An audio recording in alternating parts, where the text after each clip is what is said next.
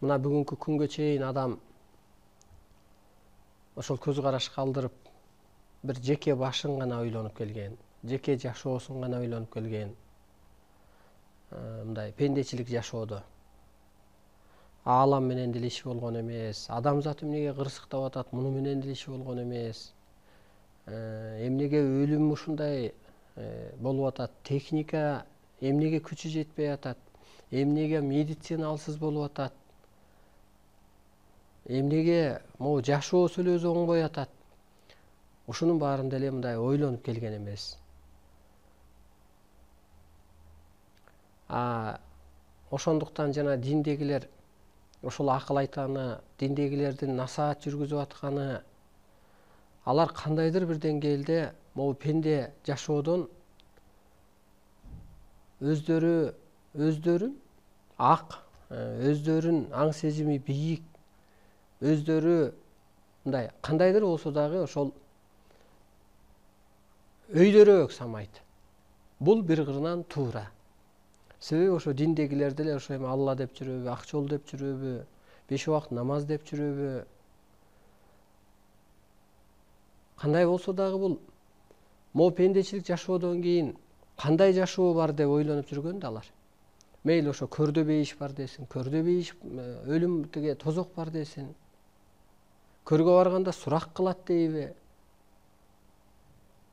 Жакшы жүрбөсөм жаназа окубай коет экен деппи? Жана башка ошол ыйык китептерден окуган кайсы диндеги болсо дагы, мейли ошол христиан дининдеби, мейли ислам дининдеби, кандай болсо дагы ошол өзүн ак санап жүргөн жөн адамдарга караганда. Ошондуктан билген кеңешин ошо ортого салып, алынын келишинче эми ошол пайгамбарынын жазып кеткениби, анын күйөө балдарынын калган осуяттарыбы, жанында жүргөн адамдарынын китептерининби, айтор ошону мындай таңуулап, тартуулап келген. Муну бир кырынан түшүнсөк да болот.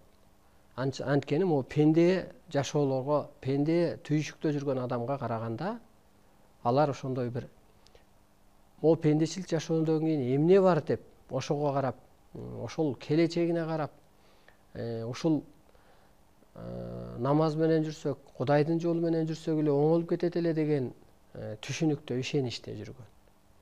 Жөн адамга караганда, ак жолдогу адамдар деп айтсак болот, алкашка карагандабы, жеп ичкендерге карагандабы, ошон үчүн жана динсизсиңер деп атканы да ошол.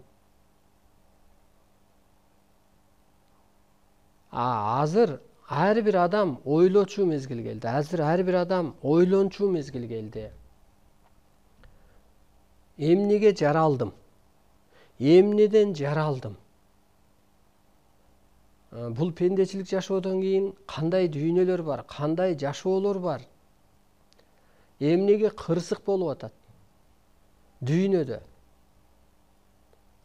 Ошо диний руху өнүккөн жерлерде, техника өнүккөн жерде,